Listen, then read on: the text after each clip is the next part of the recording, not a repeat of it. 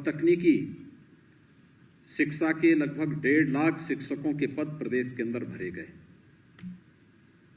मुझे प्रसन्नता है कि इसमें योग्यता को और संविधान के आरक्षण के नियमों का पूरा पालन करते हुए प्रदेश के योग्यतम अभ्यर्थियों को प्रदेश के अंदर शिक्षा जगत में किए जाने वाले परिवर्तन का साक्षी बनने का एक अवसर प्रदान किया गया है। और आज ये सौभाग्य आपको प्राप्त हो रहा है कि उत्तर प्रदेश लोक सेवा आयोग के द्वारा चयनित 2846 यानी 2846 प्रवक्ता और सहायक शिक्षकों की भर्ती की प्रक्रिया पूरी हुई और उन सभी 9 चयनित शिक्षकों के नियुक्ति पत्र वितरण का कार्यक्रम माध्यमिक शिक्षा विभाग ने ऑनलाइन मेरिट के आधार पर उन्हें विद्यालय भी चयन करके उपलब्ध करवाए हैं।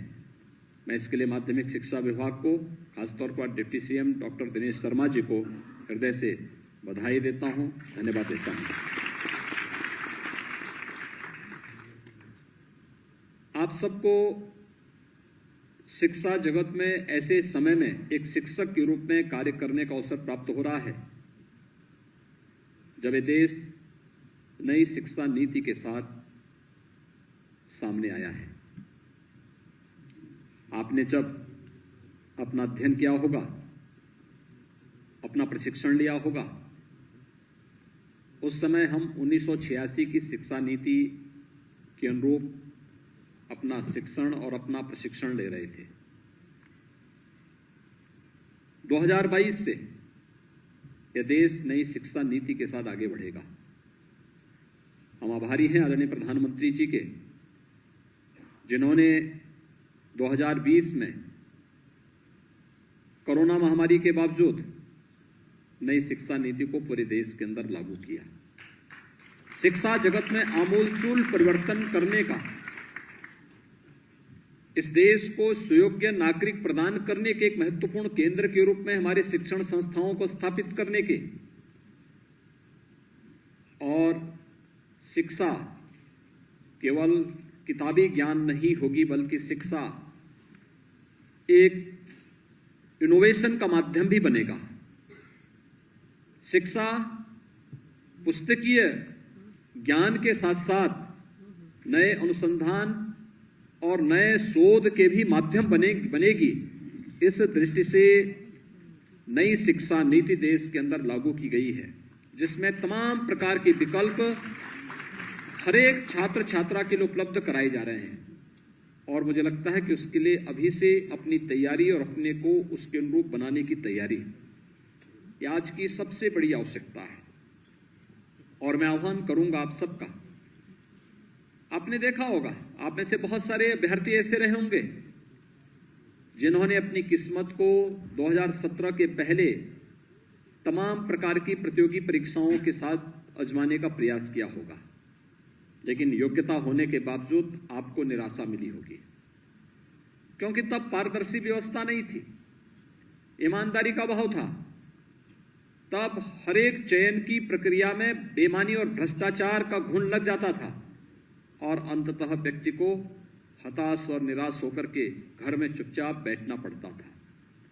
लेकिन एक प्रक्रिया 2017 के बाद आप सबको देखने को मिली होगी, जिस चयन की प्रक्रिया के माध्यम से प्रदेश के अंदर अभी हमारी सरकार का 4.5 वर्ष का कार्यकाल पूरा नहीं हुआ, लेकिन इन 52-53 महीनों के दौरान हमारी सरकार ने अब तक 4.5 लाख प्रदेश के नौजवानों को सरकारी नौकरी प्रदेश के विभिन्न विभागों के अंदर दी है।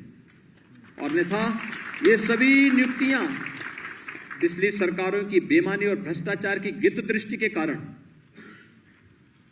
न्यायालय के स्थगन आदेश के कारण रुकी हुई थी। मार्च 2017 में सरकार बनी, हम लोगों ने एक एक करके उन सभी समस्याओं का समाधान किया कि आखिर ये भर्तियां क्यों बंद हैं, हमारा नौजवान क्यों घूम रहा है, योग्यता और क्षमता होने के बावजूद उसको अपने प्रदेश में, अपने जनपद में कार्य क्यों नहीं मिल पा रहा है। और जब हम लोग इस पर आए तो ये देखने को मिल रहा था कि बेईमानी और भ्रष्टाचार कि जिस आकंठ व्यवस्था के साथ ये लोग डूबे हुए थे, तो भ्रष्टाचार केवल वंशवाद और जातिवाद का ही नग्न तांडव नहीं कर रहा था, बल्कि बेईमानी और भ्रष्टाचार की भी एक नई गाथा लिख करके प्रदेश के नौजवानों के भविष्य के साथ खिलवाड़ कर रहा था। और ये बंद होना ही चाहिए। इस संकल्प के साथ जब कार्रवाई प्रारंभ हुई, उसके परिणाम सबके सामने देखने को मिले। 4.5 लाख नौजवान सरकारी नौकरी प्रदेश के अंदर पाए। आप उठा करके देखिए, पिछले 15-20 वर्षों के उत्तर प्रदेश शासन के अंदर हुई नियुक्तियों के डाटा आंकड़ों को, किसी भी सरकार के कार्यकाल में इतनी नियुक्तियां आपको नहीं मिली होंगी। और जब हमारी सरकार के 5 वर्ष के कार्यकाल पूरे हो रहे होंगे, तब ये सरकार 5 लाख सरकारी नियुक्ति प्रदेश के नौजवानों को देने में सफल हो चुकी होगी। और ये सरकारी नियुक्ति केवल सरकारी क्षेत्र में नहीं, ये 5 लाख तो सरकारी क्षेत्र में हम लोग देंगे, लेकिन इससे कई गुना ज्यादा नौकरी और रोजगार निजी क्षेत्र में भी हम लोगों ने प्रदेश के नौजवानों के लिए उपलब्ध करवाए हैं। प्रदेश के अंदर कानून व्यवस्था की बेहतर स्थिति न केवल प्रदेश के बारे में देश और दुनिया की धारणाएं बदली हैं, बल्कि प्रदेश में निवेश के अनुकूल वातावरण देने में भी सफलता प्राप्त हुई है। और व्यक्ति इस बात को मानता है कि आज प्रदेश सुरक्षित है। हम जो पूंजी लगाएंगे वो कोई माफिया जबरन कब्जा करके, अपहरण करके, फिरौती वसूली के नाम पर अराजकता और व्यवस्था पैदा करने का प्रयास नहीं करेगा, क्योंकि इसे मालूम है अगर करेगा तो उसके अंजाम क्या होंगे। और इसलिए कोई भी उस प्रकार का दुस्साहस नहीं कर सकता। हर व्यक्ति निवेश के सबसे अच्छे गंतव्य के रूप में उत्तर प्रदेश को मानता है। हमने व्यापक रिफॉर्म किए, उस रिफॉर्म के परिणाम सामने आ रहे हैं। ईज ऑफ डूइंग बिजनेस में 14वें और 16वें रैंकिंग से उत्तर प्रदेश आज दूसरे नंबर पर आ गया है। देश के अंदर सबसे अच्छा परफॉर्म करने वाले राज्य के रूप में उत्तर प्रदेश आया है। प्रदेश के अंदर जो कार्य प्रारंभ हुए, इंफ्रास्ट्रक्चर डेवलपमेंट के कार्य हुए, हर एक विभाग ने, शासन से जुड़े हुए हर एक विभाग ने अपने स्तर पर प्रयास प्रारंभ किया, उसका परिणाम सामने आया। और सामने परिणाम का किस रूप में कि प्रदेश के अंदर प्रति व्यक्ति आय बढ़ी, प्रदेश की अर्थव्यवस्था ने एक नई ऊंचाइयां छूना प्रारंभ किया। हम लोग जब 2017 में आए तो 16-17 के अंदर क्या स्थिति थी प्रदेश के अंदर? प्रदेश के बारे में जब लोग परिचय देते थे कि हम देश के अंदर सबसे बड़े आबादी के राज्य के निवासी हैं, और जब अर्थव्यवस्था की बात आती थी तो लोग कहते थे हम देश की 6ठी अर्थव्यवस्था है,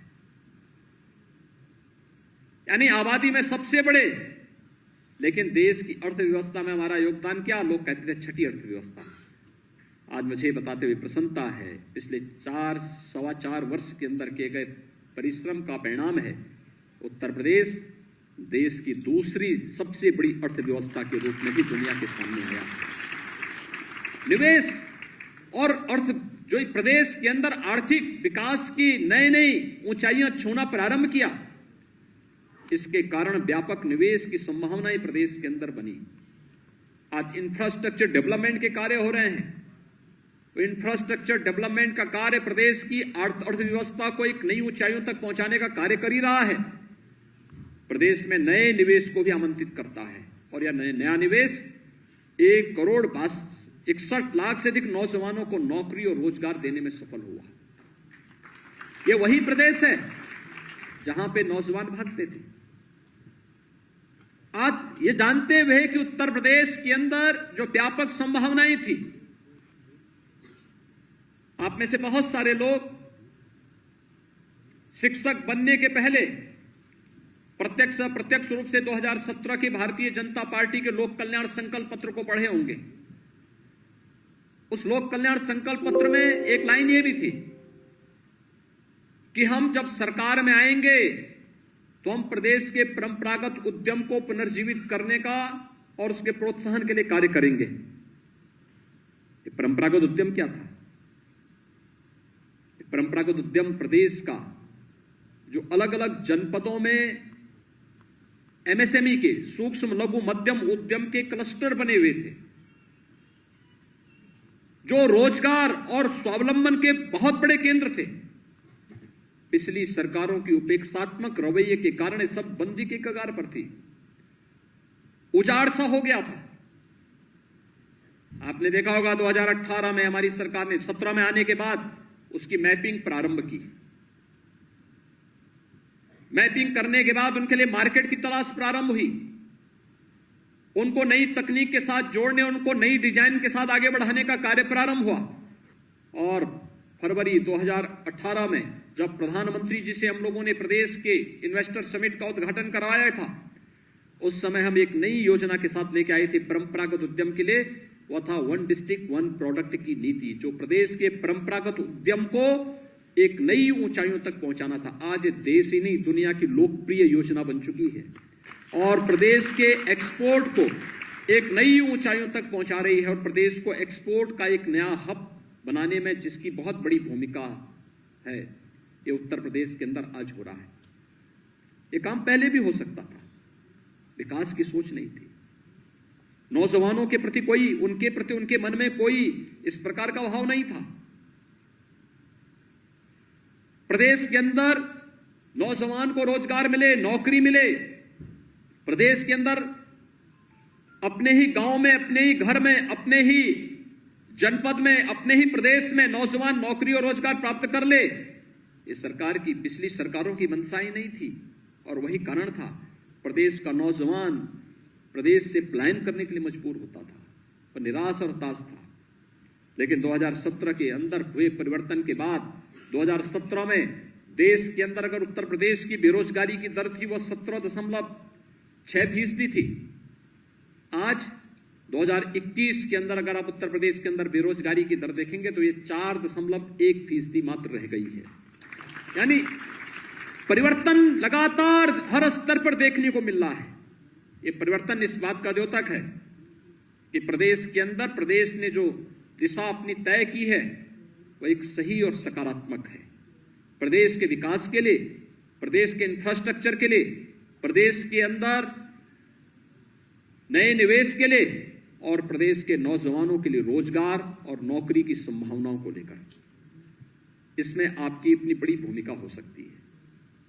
आप में से 2846 शिक्षक आज चयनित होकर के जाएंगे और ये 2846 शिक्षकों से मेरी यही अपेक्षा होगी कि चयन की पूरी प्रक्रिया में कहीं भी आपको किसी भी स्तर पर प्रवेश पत्र भरते समय, यानी जब आपने इस परीक्षा के लिए अपना प्रवेश पत्र भरा होगा, एग्जामिनेशन फॉर्म भरा होगा, उस एग्जामिनेशन फॉर्म से लेकर के परिणाम आने, चयन होने, मेरिट सूची तैयार होने और आज नियुक्ति पत्र प्राप्त होने तक किसी भी स्तर पर कहीं भी सिफारिश कराने की नौबत आपके सामने नहीं आई होगी। एकदम पारदर्शी तरीके से, पूरी व्यवस्थित तरीके से ये पूरी की पूरी प्रक्रिया संपन्न हो रही है। जब आपको किसी भी प्रक्रिया में न सिफारिश की आवश्यकता है, पूरी ईमानदारी के साथ आपको चयन की इस प्रक्रिया के साथ जोड़ करके आपके उज्जवल भविष्य को आगे बढ़ाने के लिए और आपकी प्रतिभा का लाभ उत्तर प्रदेश के लिए लेने के लिए सरकार पूरी प्रतिबद्धता के साथ कार्य कर रही है, तो सरकार की भी आपसे कुछ अपेक्षाएं जरूर होंगी। अपेक्षा प्रदेश के अंदर एक सकारात्मक माहौल, प्रदेश के नौजवानों को नई दिशा देने के लिए आप सबसे सरकार अपेक्षा रखती है। एक कृतज्ञता का भाव होना चाहिए कि पिछली सरकार बेईमानी और भ्रष्टाचार, वंशवाद और जातिवाद का रंग तांडव करती थी, आप जैसे नौजवानों को नौकरियों से वंचित करती थी। एक सरकार है बिना भेदभाव की नियुक्ति की प्रक्रिया को आगे बढ़ा करके और ईमानदारी पूर्वक चयन करके आपको आपकी मेरिट के अनुसार नियुक्ति पत्र भी उपलब्ध कराती है। किसी भी स्तर पर आपको सिफारिश की आवश्यकता है ही नहीं। हमारे डिप्टी सीएम को, जो इस विभाग के मंत्री हैं, उनको स्वयं नहीं मालूम है कि किस शिक्षक को किस विद्यालय में जाना है, क्योंकि ऑनलाइन प्रक्रिया है। उस ऑनलाइन प्रक्रिया के माध्यम से आपको ऑप्शन दे दिए गए हैं, आपने ऑप्शन भरे हैं, आपका स्वतः उस प्रक्रिया के साथ जुड़ करके चयन की प्रक्रिया के साथ आप नियुक्ति पत्र आप प्राप्त कर लेंगे। ये एक पारदर्शी व्यवस्था प्रदेश की प्रतिभा और प्रदेश के नौजवानों को आगे बढ़ाने के लिए, जब सरकार इतनी स्वस्थ प्रक्रिया को आगे बढ़ाती है तो एक स्वस्थ और सकारात्मक माहौल प्रदेश के अंदर बनाने के लिए आपसे भी अपेक्षा करती है। याद रखना, मेहनत और परिश्रम का कोई किसी भी प्रकार का कोई विकल्प नहीं हो सकता। जो परिश्रम करेगा, अपने फील्ड में ईमानदारी पूर्वक कार्य करेगा, उसका परिणाम आता ही है और आना ही चाहिए। और यह संकल्प आप सबका होना चाहिए। आप इंटर कॉलेजेस में जाएंगे, याद रखना, जिन इंटर कॉलेजेस में आप जाएंगे वे इंटर कॉलेजेस ही प्रदेश की जो पीढ़ी आज शासन में या प्रशासन में लीड कर रही है, नेतृत्व दे रही है, ये इन्हीं इंटर कॉलेजेस की देन है। ये कहीं और से नहीं आए हैं, किसी कॉन्वेंट और पब्लिक स्कूल से नहीं आए हैं, ये इन्हीं से आए हैं। और आपको देखना होगा एक उस समय उस कॉलेज और उस संस्था की स्थिति क्या थी कि वह प्रदेश को नेतृत्व देने वाली टीम और फौज खड़ी कर सकती है, और एक अब जब उसके सामने एक अस्तित्व का संकट आया हुआ है, अस्तित्व के संकट से उसे उभारने की आवश्यकता है, एक नया विश्वास भरने की आवश्यकता है। पूरी टीम, शिक्षकों की टीम के अंदर, छात्र छात्राओं के अंदर, विद्यालय परिवार के अंदर, अभिभावकों के अंदर, और उस विश्वास को भरने का पहला काम आपको करना है। ईमानदारी से एक शिक्षक का दायित्व बनता है कि अगर विद्यालय 9 बजे प्रारंभ हो रहा है तो 8:30 बजे अपने विद्यालय में पहुंचे। विद्यालय 3 बजे 4 बजे बंद हो रहा है तो उसके आधे घंटे के बाद निकले।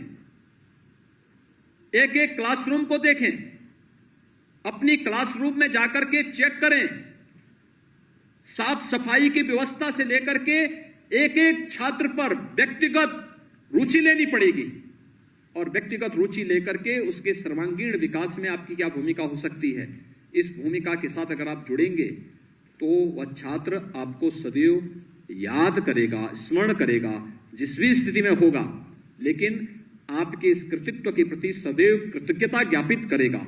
लेकिन अगर आपने लापरवाही की तो वही छात्र फिर आपको जिंदगी भर कोसेगा भी, और जिंदगी भर कोसने का मतलब, अगर आप 17-18 वर्ष की आयु में उसके भविष्य के साथ खिलवाड़ कर रहे हैं तो याद करिए आगे के 60, 70, 80 वर्ष आपको उस छात्र के मुंह से गाली ही गाली खानी है।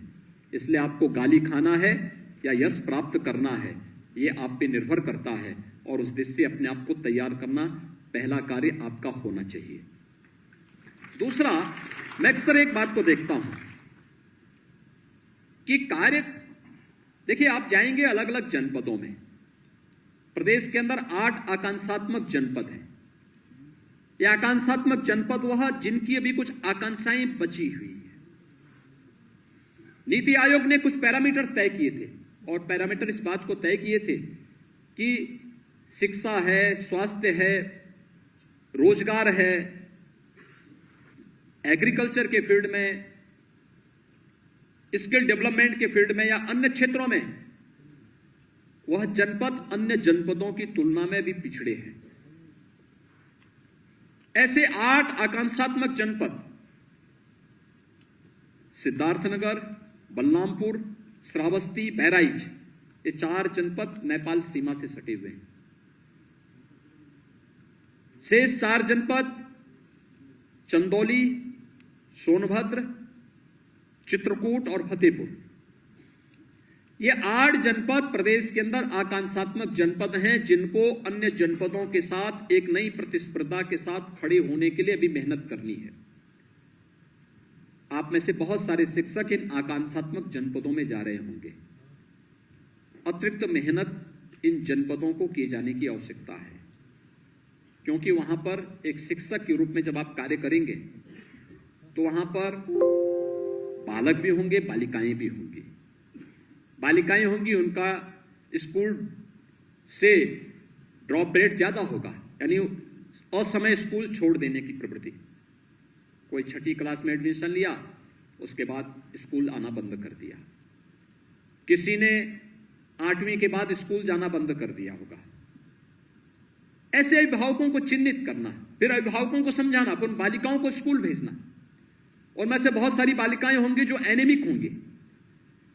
आप बाल विकास और पुष्टाहार विभाग के साथ संवाद बना करके, आंगनबाड़ी केंद्रों के साथ संवाद बना करके, आईसीडीएस के साथ संवाद बना करके, डिस्ट्रिक्ट एडमिनिस्ट्रेशन के साथ संवाद बना करके उन बालिकाओं को मिलने वाले पोषाहार से, उनको मिलने वाले उस व्यवस्था के साथ जोड़ करके उस बालिका के स्वास्थ्य के प्रति चिंता कर सकते हैं।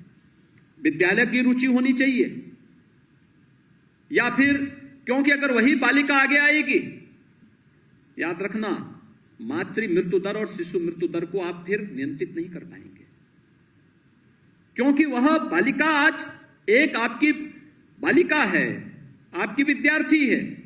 अगर आज उसके स्वास्थ्य के प्रति जागरूक नहीं, तो कल वही बालिका जब आगे बढ़ेगी तो प्रदेश के स्वास्थ्य के आंकड़ों पर निरंतर प्रहार होते हुए दिखाई देंगे।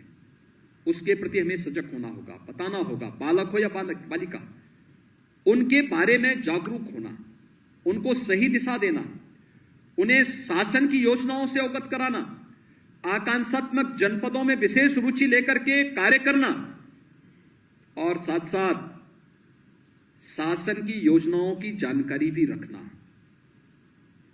याद रखना, मैं देख रहा था, मैंने एक बार एक तकनीकी इंस्टीट्यूशन से जुड़े हुए कुछ छात्रों को अपने पास बुलाया था। वे फाइनल ईयर के थे। कुल 20 छात्र मेरे पास आए थे, बीटेक कर रहे थे सभी। मैंने उन लोगों से पूछा, मैंने कहा आप लोग क्या करना चाहते हैं? 20 में से 16 ने स्वयं इस बात को कहा कि हम लोग स्वयं का स्टार्टअप स्थापित करना चाहते हैं। 2 ने कहा कि हम किसी मल्टीनेशनल कंपनी में जाना चाहते हैं। 2 ने कहा कि हमें सरकारी नौकरी मिलेगी, तो सरकारी नौकरी नहीं तो जहां काम मिल जाएगा वहां काम करेंगे। जो लोग 16 लोग थे, मैंने इनसे पूछा तो आप अब स्वयं का स्टार्टअप स्थापित करना चाहते हैं तो क्या समस्या आ रही है? उन्होंने कहा देखिए साहब, हम सामान्य परिवारों के हैं, हमारे परिवार के पास इतनी पूंजी नहीं होगी कि हमें 5 लाख 10 लाख रुपए की सहायता कहीं से मिल सके या परिवार उपलब्ध करा दे। हमें चाहते हैं कि हमें कोई एक व्यवस्था मिले। तो मैंने कहा इसकी तो पहले से स्कीम है, प्रधानमंत्री स्टार्टअप योजना के अंतर्गत भी आप इस कार्य को कर सकते हैं, प्रधानमंत्री मुद्रा योजना के साथ उसको जोड़ करके भी आगे बढ़ा सकते हैं। अगर शासन की इन योजनाओं की जानकारी शिक्षक को नहीं है तो स्वाभाविक रूप से छात्र को भी नहीं होगी। शासन कोई स्कीम निकालता है, कोई कार्यक्रम निकालता है, किसी एक योजना के बारे में जानकारी देता है। शिक्षक का मतलब यह नहीं कि आपने अपनी डिग्री ले ली, प्रशिक्षण ले लिया, शिक्षक हो गए तो इसके बाद आपका किसी भी प्रकार के स्वाध्याय से संबंध समाप्त हो गया। एक शिक्षक तभी योग्य शिक्षक हो सकता है जब वह निरंतर अपने जीवन के विद्यार्थीपन को हमेशा अपने अंदर बनाए रखेगा। अगर वह सदैव एक विद्यार्थी के रूप में सीखने की जिज्ञासा के साथ आगे कार्य करेगा तो जीवन पर्यंत वह सुयोग्य शिक्षक के रूप में भी बेहतर कार्य कर पाएगा। अगर किसी ने मान लिया है कि अब मैं नियुक्त हो चुका हूं, अब मुझे किसी प्रकार की डिग्री की आवश्यकता नहीं, किसी प्रकार की स्वाध्याय की आवश्यकता नहीं, अब मैं क्यों पढ़ूंगा, अब तो मैं शिक्षक बनी गया हूं, अब तो मेरे लिए मैदान खुल चुका है, अब मैं नेतागिरी कर सकता हूं, अब तो मैं विद्यालय नहीं भी जाऊंगा तो भी मुझे वेतन मिलना ही मिलना है। अगर ये इस प्रवृत्ति में पड़े, कभी अपने जीवन को यशस्वी नहीं बना सकता, कभी नहीं बना सकता, और सुयोग्य शिक्षक कभी नहीं हो सकता। इसलिए निरंतर जानने की एक प्रवृत्ति। शासन ने योजना घोषित की 1 डिस्ट्रिक्ट 1 प्रोडक्ट की, आपका दायित्व क्या बनता है? आप इसके बारे में जानकारी लें, शासन के पोर्टल को टटोलें, शासन से संवाद बनाएं, ये स्कीम क्या है हम जानना चाहते हैं, और फिर स्कीम के बारे में नोट बनाकर 1 पेज का नोट बनाना। उस नोट के माध्यम से फिर स्कूल में मॉर्निंग असेंबली होती होगी, नहीं होती है, क्लास में जाइए और बच्चों से 10 मिनट के लिए आप बच्चों के सामने बता देंगे ये शासन ने एक स्कीम निकाली है, ये विश्वकर्मा श्रम सम्मान की है, परंपरागत हस्तशिल्पियों को प्रोत्साहित करने की। ये scheme one district one product की है। इसके माध्यम से जो प्रदेश के अंदर परंपरागत उद्यम हैं उनको प्रोत्साहन देने की ये पीएम स्टार्टअप की योजना है। इस पीएम स्टार्टअप योजना का उद्देश्य है कि किसी भी यूथ को अपने पैरों पर खड़ा होने के लिए, स्वयं का स्टार्टअप स्थापित करने के लिए प्रोत्साहित करना। इसमें कौन कौन सी स्कीम हो सकती है? प्रधानमंत्री मुद्रा योजना एक हो सकती है, और भी तमाम योजनाएं हैं जो राज्य सरकार और केंद्र सरकार के साथ हम जोड़कर उसे आगे बढ़ा सकते हैं। पीएम स्टैंड अप की योजना है। कोई महिला उद्यमी काम करना चाहती है, बैंक से पूंजी की कमी है, पैसा नहीं मिल पा रहा है, हर एक ब्रांच के लिए अनिवार्य है कि एक महिला उद्यमी को जरूर वह लोन की सुविधा से आच्छादित करेगा। हम किसी को भी इसके माध्यम से आगे बढ़ाने का कार्य कर सकते हैं। अनुसूचित जाति जनजाति के उद्यमियों को आगे बढ़ाया जा सकता है। बहुत सारे ऐसे बच्चे होंगे जो इस फील्ड में आगे बढ़ना चाहते होंगे, लेकिन जब हमें स्कीम की जानकारी नहीं होगी हम नहीं कर पाएंगे। हम अक्सर देखते हैं कि एससी एसटी या ओबीसी के बच्चे आते हैं, कहते साहब हमें स्कॉलरशिप नहीं मिली। क्यों नहीं मिली? हमने समय पे आवेदन नहीं किया। क्यों नहीं आवेदन किया? हमें जानकारी नहीं थी। आप विद्यार्थियों को बता तो सकते हैं, स्कॉलरशिप के बारे में बता सकते हैं, शुल्क प्रतिपूर्ति के बारे में बता सकते हैं, शासन की तमाम अन्य योजनाओं के बारे में बता सकते हैं। आप में से तमाम लोग सहायक शिक्षक के रूप में, तमाम लोग प्रवक्ता के रूप में जाएंगे। बहुत सारे ऐसे बच्चे होंगे जिनको इंजीनियरिंग की तैयारी करनी है, क्या करना है आपको स्वयं जानकारी नहीं तो आप कैसे बताएंगे। बहुत सारे बच्चे होंगे जिनको नीट की तैयारी करनी है, आपको जानकारी होनी चाहिए कब ये तैयारी होती है, कैसे होना है, कैसे प्रश्न पत्र होते हैं। स्वयं तैयार करना और फिर लोगों को उसके लिए तैयार करवाने के लिए आगे बढ़ना। आप एक सुयोग्य शिक्षक के रूप में अपने कार्यकाल को यादगार बना सकते हैं, और यादगार अगर व्यक्ति का कार्यकाल नहीं तो उसका जीवन बेकार है।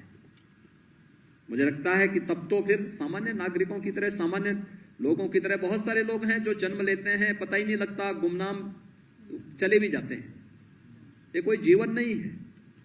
जीवन को वही जिस पारी को हम यादगार बना सके, और उस यादगार पारी के लिए आप सबको एक अवसर प्राप्त हुआ है। इस विश्वास के साथ मैं आज के इस अवसर पर आप सबको, क्योंकि नई शिक्षा नीति का उद्देश्य ही है ये, हम उस दिशा में प्रयास प्रारंभ करेंगे। आप सबके चयन के लिए आपको बधाई, हृदय से मैं बधाई देता हूँ, शुभकामनाएं देता हूँ, और विश्वास व्यक्त करता हूँ कि शासन की मंशा के अनुरूप आप परिणाम देने में सफल होंगे। आप सबके प्रति मेरी मंगल में शुभकामनाएं। धन्यवाद। जय हिंद। हम सबके प्रेरणा स्रोत, पथ प्रदर्शक, आज के आयोजन के मुख्य अतिथि माननीय मुख्यमंत्री जी का हम हृदय से आभार प्रकट करते हैं।